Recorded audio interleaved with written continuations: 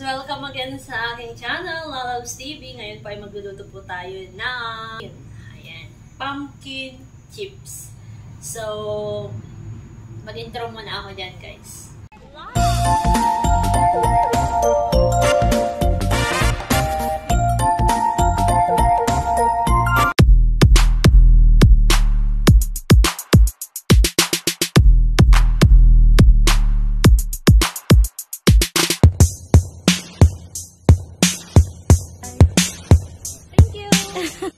So, ito nga yung proseso, guys, no? 'Di ba? Sa first video ko, hindi ako nagbalat, hindi ako nagkuan. Pero ito, guys, kababalat ko lang. So, hindi ko na pinakita sa inyo, basta tanggalin lang yung balat. Ito po yung sweet pumpkin natin, na any kind of pumpkin that you have in your house, so you can use it.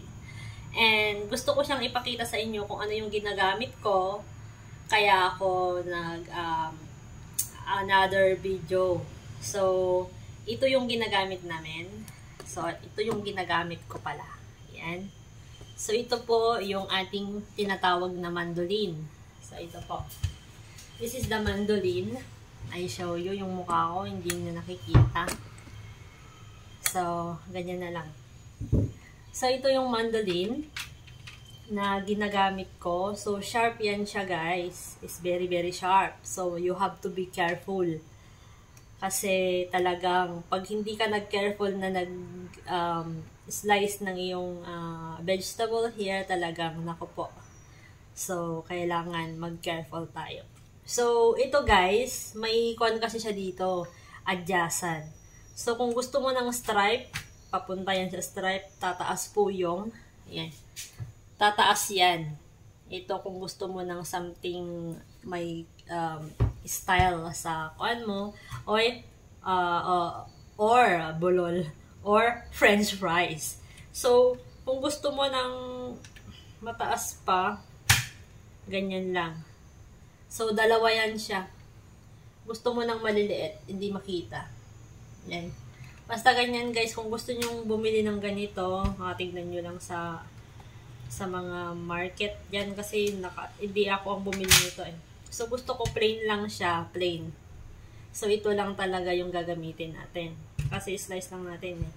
So, ito yung coin niya. May 1, 2, 3. So, kung gusto nyong maliliit, sakto lang at saka malaki, biritik na yun. So, ang coin ko, nasa number 1 lang siya, guys. So, sa number 1 lang tayo. And then, after that, ito na yung ating na-slice. So, depende sa inyo. Kasi ako, basta in-slice ko lang. So, depende sa inyo kung gaano kalaki. Basta yung ka-thick niya, or sa kanya, ganito lang. So, basta number 1 lang siya. Yung may adjacent. Yung parang chips talaga, yon. Chips na slice. So, ganun lang siya, guys. So, nilagyan ko na siya ng water dyan. So, ganito yun siya. I-demo ko yung ating mandolin. So, yung mandolin muna, tsaka yung pumpkin yung makikita nyo dyan. Ayan.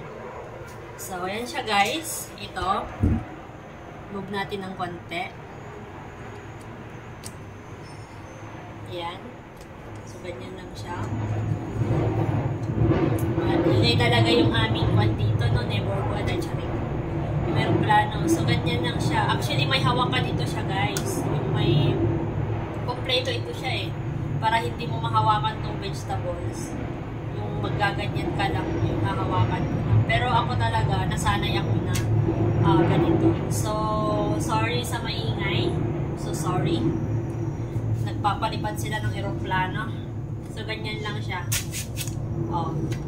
It's easy. So, ganyan.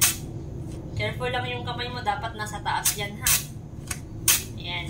So, pinakita ko lang sa inyo kung paano siya gamitin itong mandolin. So, mandolin po ang tawag, guys. So, ayan na siya. Ito na yung ating na-slice. So, ganyan.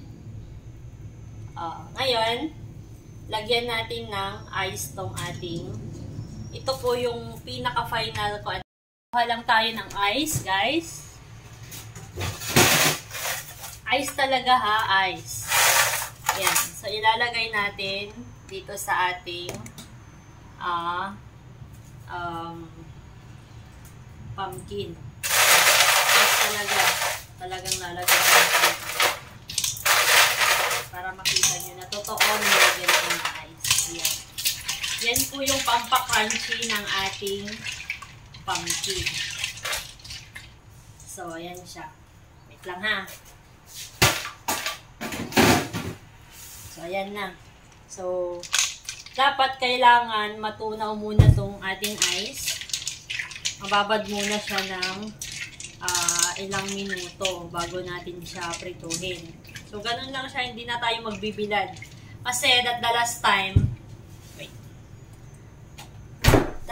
time na ang alam natin, kailangan pa nating ibilad sa araw bago natin prituhin para maging crunchy siya.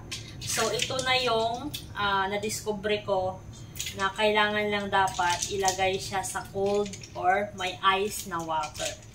So, yun na siya guys. So, ayan. See you later yung magpiprito na tayo para makuha nyo kung okay ba siya. Diba? Papakita ko sa inyo. So, ayan. Ibabad muna natin ito hanggang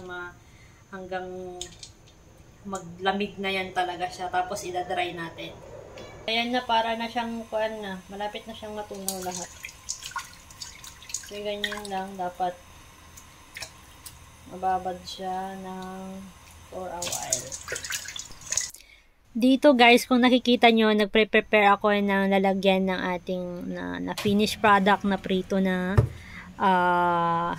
squash or kalabasa. No? So, yun kanina sa tray. Tapos, ito, ilalagay natin yung ating squash dyan sa dry tissue or paper towel. Para i-dry talaga natin yung ating binabad na pumpkin or squash. So, just put on the top also. No? So, ganyan lang. And then, after that, ilalagay natin siya sa mainit na mantika. So, ganun lang siya, guys. Ayan. So, piprito lang natin yan siya. Just fry until yung ating squash or pumpkin ay maluto. So, same process lang hanggang matapos lahat yung ating pagpiprito. So, ayan na. Dapat wag masyadong brown. Kasi, ang lasa niyan ay medyo mapait na siya.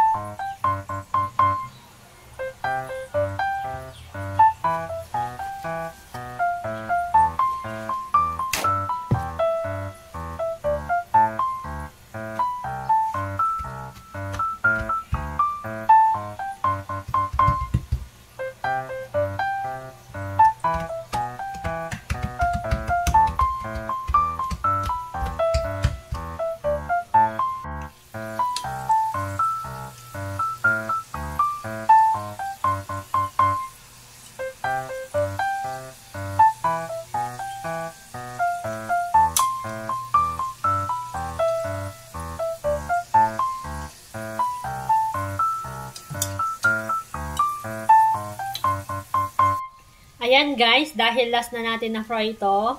So, ito na yung ating naluto lahat. Ayan. Tapos, yun pa yung dinadry natin sa oil. And then, ito na yung last. So, ang tips lang yan guys, bibigyan ko kayo.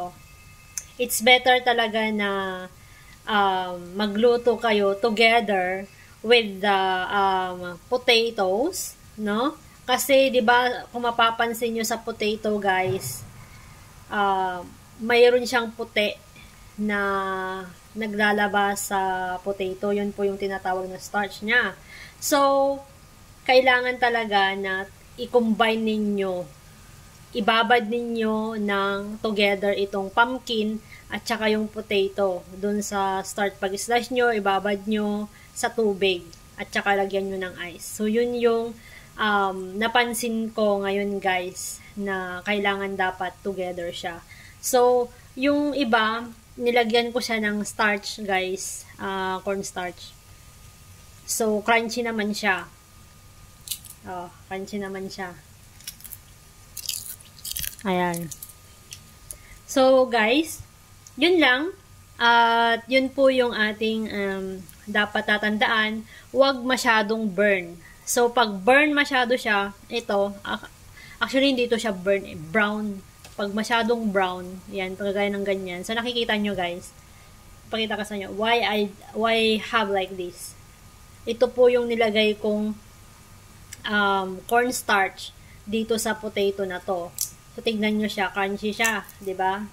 So, kaso lang nga guys, na brown masyado siya. Pero pag kakainin mo siya, masyado na siyang may pagka-bitter na, no? So, yan. Kagaya ng ex nyo na bitter. Ay, sorry. Joke lang yan. So, dapat, ang kanya guys, ang texture niya talaga dapat ganito. So, this one is okay. Ganito ang kulay dapat na pagkaka well done. Ganon. Kung sa kwan pa, steak pa. So, maraming salamat guys. Sana nag-enjoy kayo sa ating pumpkin chips. And next time, itatry natin yung ibang mga dapat itry. Banana naman kaya next time. Sige guys. Next time, banana naman.